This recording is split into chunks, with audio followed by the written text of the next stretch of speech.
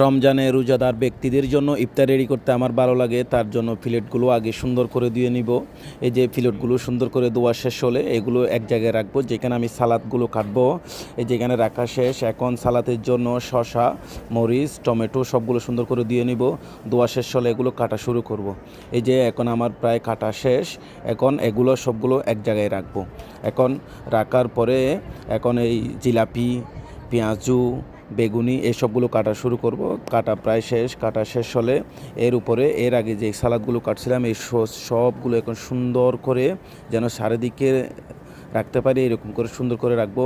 এই যে জিলাপি, বেগুনের উপরে সালাদগুলো সুন্দর করে রেখে দিলাম। রেখে দেওয়ার পরে একটু ছিটিয়ে দিলাম। এর উপরে আমি বুটগুলো ডালবো। বুটগুলো সুন্দর করে ডালা শেষ হলে এখন একটু সরিষার তেল নিব। এই যে সরিষার তেল সুন্দর করে উপরে বেশি করে দিয়ে দিব, যেন সরিষার তেলটা যত বেশি হয় তত টেস্টটা ভালো আসে। তো সরিষার তেল আমার প্রায় দেওয়া শেষ।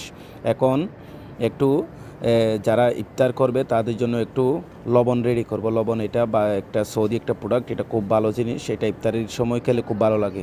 এখন প্রায় সব কিছু রেডি। এখন সবগুলো মাখা শুরু করব, মিক্স করা প্রায় শেষ।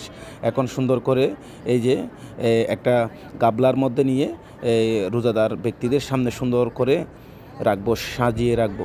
রাখা শেষ। আমাদের প্রায় ইফতার রেডি। এখন আমরা সুন্দর করে সবাই একসাথে ইফতার করব। আসসালামু আলাইকুম।